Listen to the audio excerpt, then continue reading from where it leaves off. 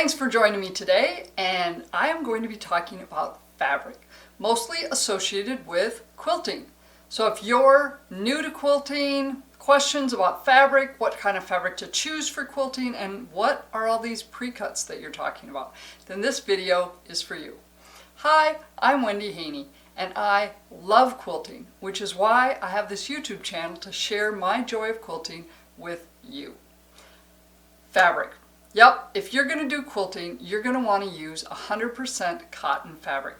Yep, I know, there's all sorts of other types of fabric out there, polyesters, this, that, and the other thing, and maybe someday you want to use those in a quilt, but for the most part, cotton is the way to go, and it is so much easier to use, especially as a beginner. Key thing to note is that not all fabric is created equal. Yep, you're going to go over there to that store and you're going to see a piece of fabric and it's $6.99. You're going to go over to your quilt store and you're going to find it's $12.99, and it's the exact same fabric from the same manufacturer, and you're going, well, what the heck? Why would I not want to buy it for $6.99? Well, because you're going to get what you pay for. Quality fabric matters. If you're investing all of this time in your quilt or whatever project you're working on, you want that fabric to last and not have problems with it. So the key thing is the milling process. The creation of that fabric is different for the different companies that buy it. So lower end stores that want to have fabric at a lower price point tell the manufacturer, okay, I want you to stop here when it comes to the processing. So maybe extras don't go into it that minimize shrinkage, that minimize bleeding, or etc. I'm not exactly sure what, but they stop before all the processing is done. The higher end fabric stores, they do a lot more processing to get you a better quality fabric.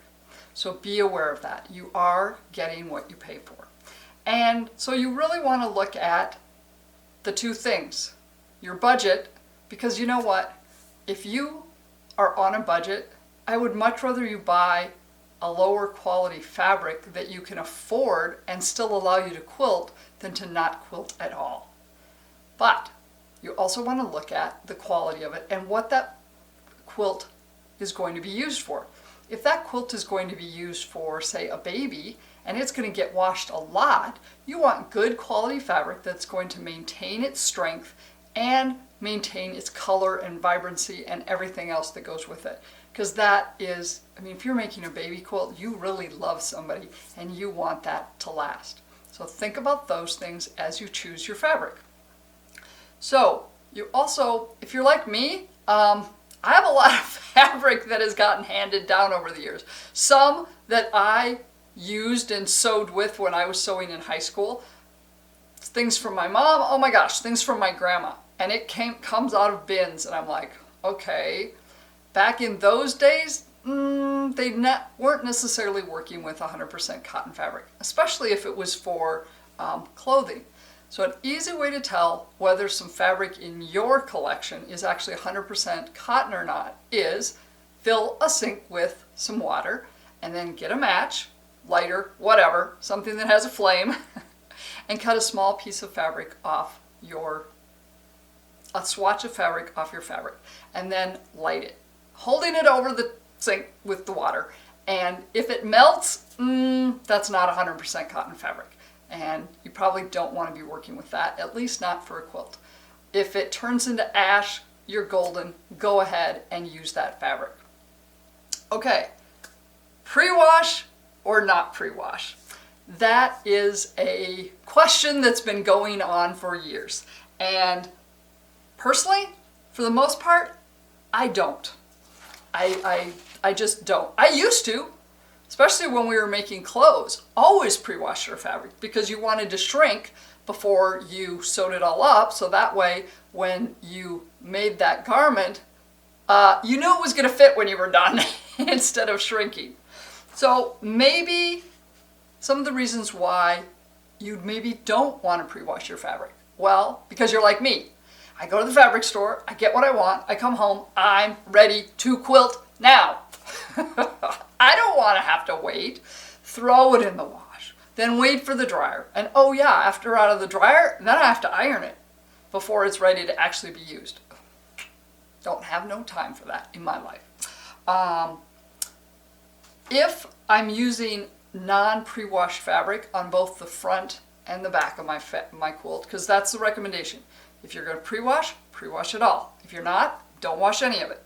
But then, once my quilt is 100% done and it's all finished, I put it in the washing machine and it washes, and it shrinks up about 2 to 3%, and it has this nice like kind of a crinkly look to it. It's not crisp and starch. Personally, I like that. It makes it look a little old-fashioned and, I don't know, hand-done a little bit.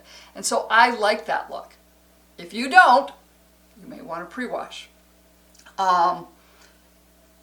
Non-pre-washed fabric also handles very well. It has a firmness and crispness to it because there are things in the fabric for that reason.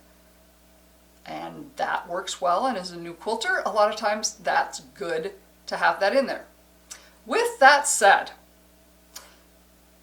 if you're not going to pre-wash your fabrics, then I would highly recommend when you wash it for the first time, or second, or third, or fourth, it all depends on the colors of fabric in your quilt. I wash my quilts always in cold water, and I throw in a color guard. It's a color guard sheet that's meant to grab the colors, I guess, out of the water or whatever, and then your color guard piece has all the color in it.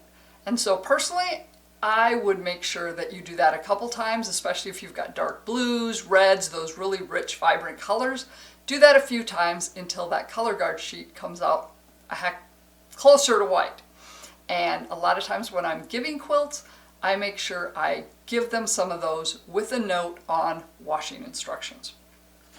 Now, maybe you decide that, oh man, I'm not going to do that. I'm really worried about my fabrics, and I would feel a lot better knowing they were pre-washed ahead of time. Great, not a problem. Pre-wash them, and there's some things that you can do to help set the colors. You could put in a cup of vinegar, a quarter cup of salt in a gallon of water, and soak your fabric in that to help set it. Personally, even if I'm pre-washing fabrics, I would not worry too much about doing that with most of my fabrics. But like I said, those rich reds, the blues, the really rich colors, you might want to do that with it because those are colors that are more likely to bleed. There's also a product called Retain, R-E-T-A-Y-N-E, that you can also use to help set your colors and stop them from bleeding. Key thing, read the instructions and follow the instructions completely if you really want it to work. Okay, so why would you pre-wash then? One, okay, stop the bleeding, get the color out ahead of time, and you're getting away the excessive dyes and everything else such that you don't have to worry so much in the future. Now, with that said, I would still look at using a color catcher the first couple times I washed the quilt afterward, even if I did pre-wash my fabric, just to be on the safe side, especially with those rich colors. By pre-shrinking your fabric, pre-washing your fabric, you've also pre-shrunk it that 2 to 3%, meaning that once it's completely done, and as long as you had pre-washed both your top and your bottom and all the pieces, once you wash it, it's going to look exactly the same as it was before it was washed, I guess. You aren't going to get a little of that crinkly stuff, so it will just be even and the way it is. It's also, pre-washing is going to remove those surface finishes or the stiffness of a fabric, and that is washed away. So if you're a quilter that likes the crispness in your fabrics to make it easier to cut, then you want to use something like a spray starch when you iron it to get some crispness back into your fabric before you start cutting it.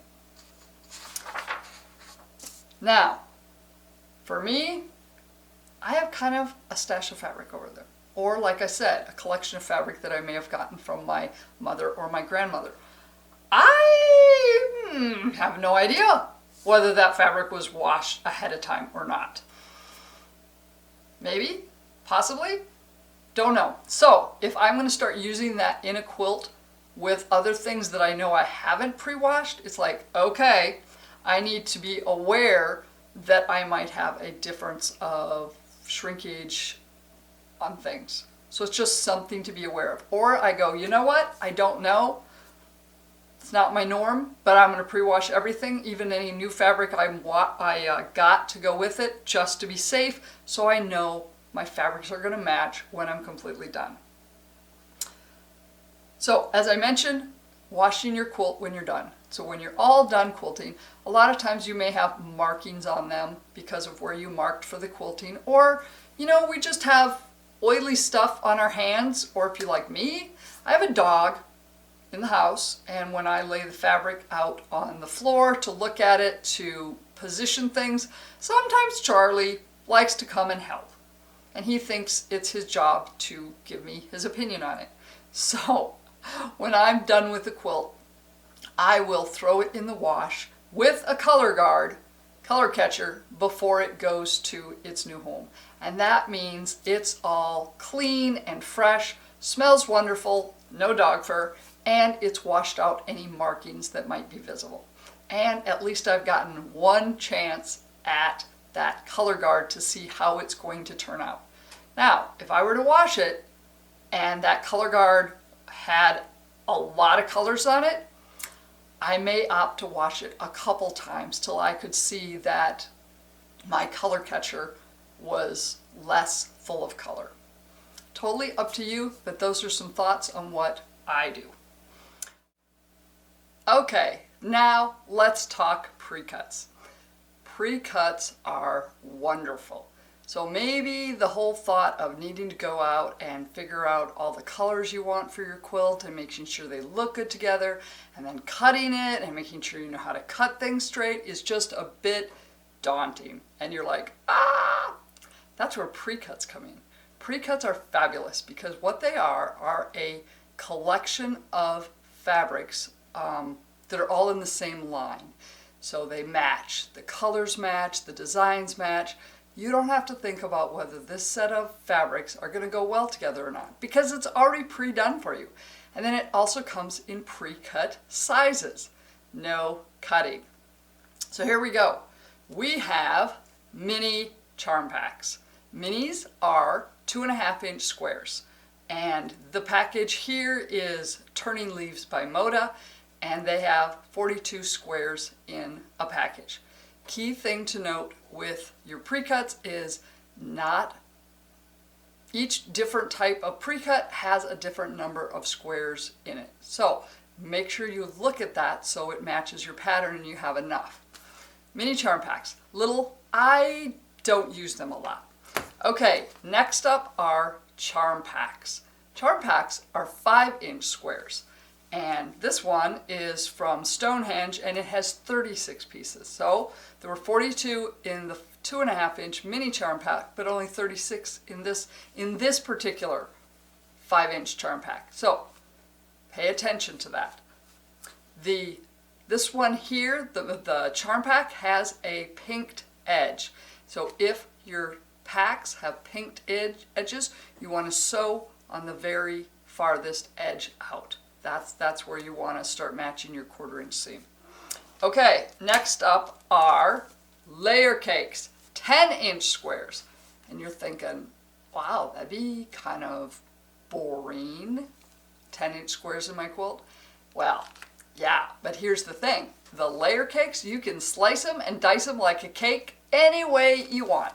And there are recipes out there that you can purchase at your quilt store, or you can find incredible number of designs out on the internet with free patterns. And so these are really handy. So this one comes with, layer cake. How many is in this one? Well, can't even find it on here. 42. There we go. So for Moda, all layer cakes contain 42 10 by 10 swatches. Okay, next up is your jelly roll. These are fun. These are 2.5-inch strips by the width of the fabric. So generally 44 inches with your selvage, and you're going to make sure you cut off the selvage before you start cutting into your jelly roll. But 2.5 inch strips, there's a lot of really fun things you can do with that. And they come in like rolls, or packages like this. It all depends on the who's making them. So the Bali Pops have 40 pre-cut pieces. This one by Artisans Boutiques by Robert Kaufman, it actually has 40 pieces too. So there you go. I love the jelly rolls.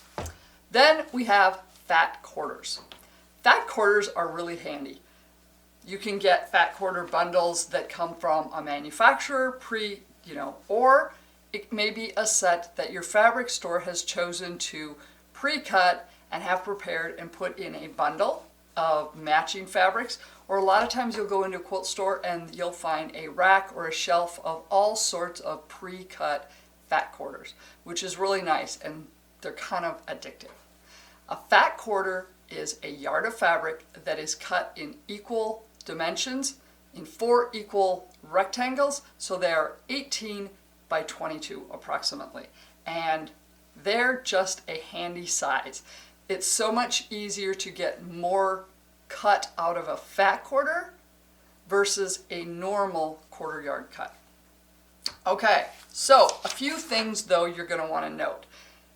When considering whether to use pre-cuts or not, if it's something like, okay, so let's just say the 5-inch charm packs.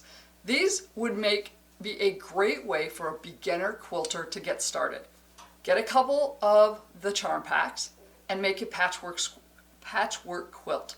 It's a really good way to do it quickly, and yet you're still needing to match your seams. So that's a good way to get started with quilting, and it's all ready to go for you. But long term, you need to be thinking about, usually pre-cuts are probably going to be a lot more costly when you're looking at it per square inch of fabric versus buying off the bolt and getting what you need. Because obviously pre-cuts, it takes more of paper processing, cutting that the manufacturer is doing versus wrapping a bolt of fabric. So keep that in mind, especially if you're on a budget. They're really handy though when, oh my gosh, somebody's having a baby and I didn't know and I need something fast. Go grab yourself from pre-cuts and you're ready to go quickly. You also want to make sure you check the sizes of it. So measure them. Go through, and as you use them, just do a quick measure, because you know what? Nobody's perfect, not even a machine that cuts these. And every once in a while you may find something in there that not quite right. Toss it off to the side so that you know that that is not an accurate size, so it doesn't screw things up. I mentioned before, your pre-cuts come in a variety of different counts per package, so make sure if you've got a pattern picked out and you know how many squares you need, make sure you have enough. Don't assume. Always look at the package, because different brands, different sizes, different numbers per package. Jelly rolls, make sure you remove the selvage that you don't want to use in your quilt, so make sure you cut that off. And the cool thing about all of these pre-cuts is there are free patterns up the wazoo on the internet. So just go out and Google free patterns for jelly rolls. And you know what? You're thinking, wow, strips of fabric. How exciting is that going to be? There's some really pretty patterns out there. And hey, it doesn't need to be a pattern that's all jelly roll. You can combine jelly rolls with charm packs and have a really cool quilt. The other thing about fabric in general and patterns and free patterns, you want to keep things on a budget. A lot of manufacturers, if you go out to their website, have free patterns for their fabric. I know when I'm flipping through quilt magazines and I see a really pretty pattern for a new line of fabric, I'm like, oh, that's so pretty. A lot of times it will have in text, or maybe even if it doesn't, go out to their website, and a lot of times they'll have that pattern free because they want you to go buy their fabric and use it in that pattern. That's another great way to keep your budget down when you're doing quilts. You don't have to go out and buy a ton of patterns because there's a lot out there today. With that said, make sure when you're getting patterns off the internet that they are intended to be free and used, and otherwise pay for them. And you can get lots of patterns all over the place. So just be aware of that when you're picking up a pattern off the internet. There we have it. I think we're golden now with your fabric, so now you're ready to move on. You're going to go get your fabric picked out, whether you do it off the bolt, choose your fabrics, or do precuts. Then we'll move on to the next step, which is cutting. Take care. Thank you so much for watching. If you'd like to stay up to date with all the new stuff I'm dropping, subscribe to the channel and hit the little bell icon. That way you'll be notified anytime I drop a new video into the channel. I'll be posting new videos every Friday morning with lots of great stuff that you aren't going to want to miss. I also would love to have you join me in my Facebook group. I have a private Facebook group that we're sharing things about life that I love. Quilting, needlework, machine embroidery, wine, books, a lot of fun stuff. So I'd love to have you join me over there. You can find it at facebook.com/group/lifefulfilled. I also can be found at the normal ways, Pinterest, Instagram, etc. You can find in the description below all the links of the places to find me, including wendyjhaney.com. If you found this video helpful, I would love to have you give me a thumbs up, drop me a comment, let me know what you'd like to see. Take care, and thanks for watching.